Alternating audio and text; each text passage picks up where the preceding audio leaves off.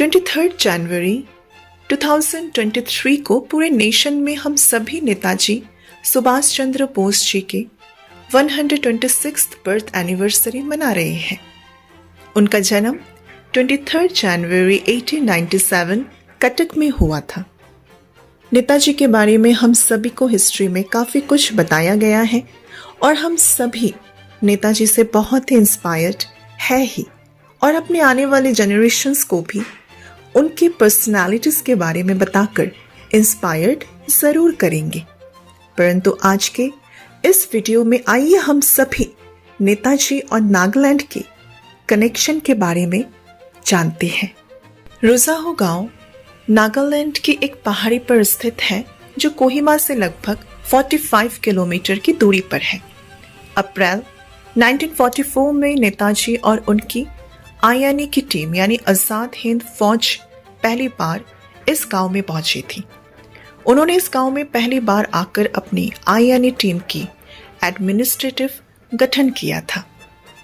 रुजाहो गांव से करीब 15 किलोमीटर की दूरी पर अंग्रेज़ों की सेना और आईएनए टीम के बीच उस समय बहुत भारी युद्ध हुआ था।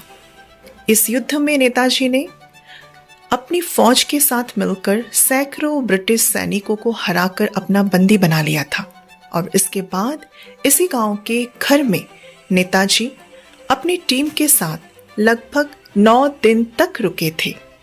मिस्टर स्वरो, जिनकी एज अभी लगभग 104 साल की है, वही उस समय आईएनए की टीम और वहाँ के सभी विलेजर्स के बीच के ट्रांसलेटर का काम किया करते थे। स्वरो जी बताते हैं कि नेताजी बहुत ही आकर्षणीय व्यक्तित्व वाले थे। उनके अंदर बहुत ही हिम्मत और देश को अंग्रेज़ों की गुलामी से आज़ादी दिलाने का जज्बा और जुनून था।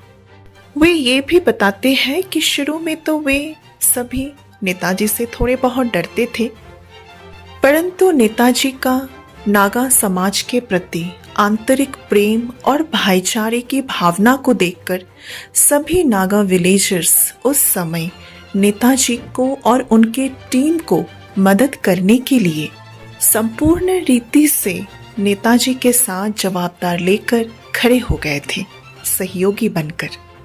साथ में वे ये भी बताते हैं कि नेताजी ने उन्हों से वायदा किया था कि युद्ध में जीतने के पश्चात नेताजी उनके गांव में अस्पताल भी बनवाएंगे और सड़कों का भी निर्माण करेंगे। नेताजी के उस गांव से चले जाने के बाद भी फौज इसी गांव में थी। इसके बाद जून जुलाई माह में भयंकर बारिश के कारण आज़ाद हिंद फौज को काफ़ी दिक्कतों का सामना करना पड़ा।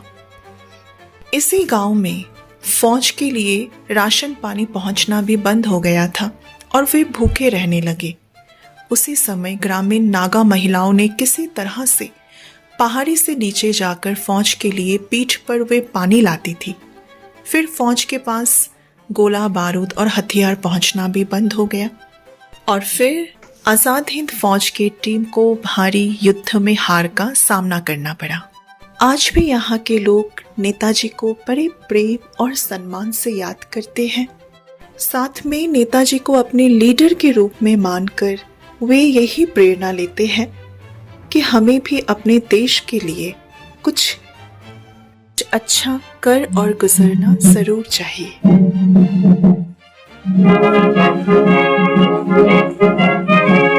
कदम कदम बढ़ाए जा, खुशी के गीत गाए जा, ये जिंदगी है काम की तो काम पर लुटाए जा। कदम कदम बढ़ाए जा, खुशी के गीत गाए जा, ये जिंदगी है काम की तो काम पर लुटाए जा। कदम कदम बढ़ाए जा।